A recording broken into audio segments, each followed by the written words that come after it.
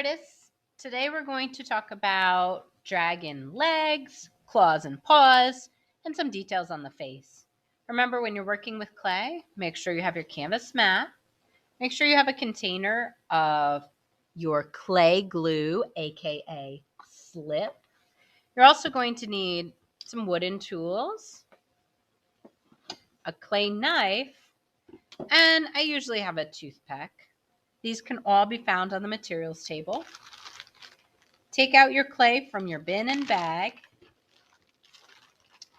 And I usually keep my dragon on the tray for support. So I'm going to keep my dragon on the tray over here. And I'm going to get some extra clay, and I'm going to use that for my legs, my arms, my claws and paws. So get your little extra piece of clay. I pulled some off of my tray. And I'm going to be rolling my clay on the mat. Before I start rolling, I often struggle to roll a big lump of clay. So I begin by squeezing it into more of a sausage shape first. So just squeeze in between your fingers. And we are going to attempt to roll this clay into a coil about the thickness of our fingers. And I can't just roll my clay usually. So I usually roll a little bit with my fingers and stop and pinch it to keep it uniform. If it gets flat, you pinch the other side and you roll with your fingers, stop, pinch, roll with your fingers. If you get some bad cracking, smooth it out. You can also add some slip. So pinch, roll, pinch, roll. If your canvas mat is moving, you are rolling way too hard. So go a little bit easier. Think about the thickness of your fingers. Keep rolling, pinching, rolling, pinching till you're about the width of your fingers. For my front legs, I usually make them a little bit shorter. But before I cut them, I decide how long I want them to be. And I always cut them a little bit longer, just in case. A little bit longer. Compare them, a little bit longer. It's always easier to make your clay shorter than it is to add on. So a little bit longer than I think. So I have 2 coils that I've cut that I'm going to be using for the front legs of my dragon. To begin, I will press where I want the claws and paws to be. So take a peek up at the screen and press to flatten. Press to flatten. Now you have to decide if you want a fierce dragon or a cute cuddly dragon, and do you want claws or paws? So on the left here, I'll show you paws. So with paws, all I do is I cut 2 lines. So I'm using my clay knife now. Cut right through, 1, 2.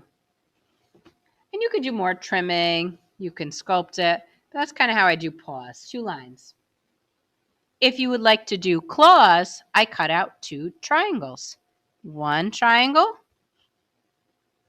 2 triangles. And that's more of a claws. You can save these little triangles and use them as spikes, horns, different pieces of your dragon. If they got a little bit squished, I simply add them to my slip. Little pieces will become part of the slip. So go ahead and take some time now to make your claws and paws. If you need to, you can pause the video to do that. The next thing I want to talk to you about is attaching your claws and paws. When you attach your claws and your paws, you have to use slip. Slip is like the clay glue. And a lot of my students tell me, but Mrs. Altieri, my clay totally sticks without it. And that is true. Your clay will stick when it's wet. But when it starts to dry out, that claw, paw, arm, leg, scale, wing, anything will pop off. So I don't care what you're attaching with clay, but whenever you attach 2 pieces, you have to use slip. And just in case, I actually take my toothpick and I'll make little scratchy lines in it as well. Never, ever poke your clay. It puts air bubbles in it and that can explode. So don't poke your clay with your toothpick, your finger, your clay knife. So I scratched it up a little bit. I go down to the bottom of the slip and I get the thick stuff. 1 finger, no slip all over your hands. And I put my clay glue aka slip, on there, and then I attach it. Press, press, press. And if you don't like the look of this separate arm from body or anything separate, you can use either your finger or a wooden tool to smooth out. I'm going to take some clay from the arm and press it onto the body and kind of get rid of that line. You can even use your clay tool to take some clay off, put it in the slip container, and smooth it, smooth it, smooth it. And then it will look like more of the body. I'm going to press that in.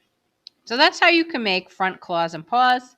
If they get too big, it's great because you can just take your clay tool and you could cut pieces off, make them smaller. I now want to show you back legs, or legs that look like they are crouching. So this is more of a crouching style leg. And to make a crouching style leg, you're going to need a longer coil, and you might also want a thicker coil. So this is much longer than my fingers, and it's a little bit thicker. You're also going to need a lot of slip because this will inevitably break and crack, and that's okay. So I'm ready with my slip.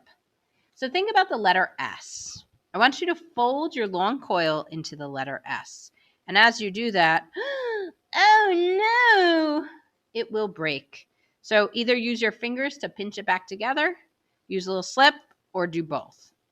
So that's the first part of my S. Squish, make the other part of my S, pinch it back together, smooth it, make your slip. So there we go. Smooth it, smooth it, smooth it. Now we have a really squished letter S. And that's actually going to become my legs. Legs plural. Because what I'm going to do is I'm going to stand that S up. So it's hard to tell. Look up at the screen. So that's the S laying down. Now I just stood it up. And very carefully, this is skinny, I'm going to cut the skinny, skinny, skinny long part of my clay with my knife. So here we go. You might want to rewind that and watch it again. I cut it in half, and now when I lay it down, I have two legs. Just like before, you're going to want to score and slip your legs onto your dragon. So grab your dragon. If you want to try them on first, you can. If you need to like trim them, make them shorter, you can. And then you scratch the body where you want it to go. Add your, that's right, slip. Press it on. Press, press, press. Press, press, press. And then you can use your tools, your fingers, whatever, to really smooth it on, make it look like part of the body. So that's how you can do crouching legs. This is your dragon. If you would rather do little front hands instead of crouching legs, you totally can. The cool thing about clay is you can move it around. It's like a little action figure. So I'm moving and spreading the legs out. And I could do the same thing with the back legs. Press them. And you can cut out some triangles for claws. You can cut out just two little lines if you want to do paws and make your dragon look quite fierce. This is probably going to take you a little while. I've been doing a lot of dragons lately, so I'm going a little bit faster. But feel free to pause the video at this point and work on your dragon claws, your dragon paws. And when you're done with that, turn the video back on, and I'll show you how to do some details in the face. So go ahead if you need to. Take some time to pause it and work on your legs, your claws, your paws. So welcome back. Hopefully you've been working on your claws and paws, and they look pretty good. Once you're done with those, the next thing I start to do are some facial features. You do really want to keep your dragon on the tray.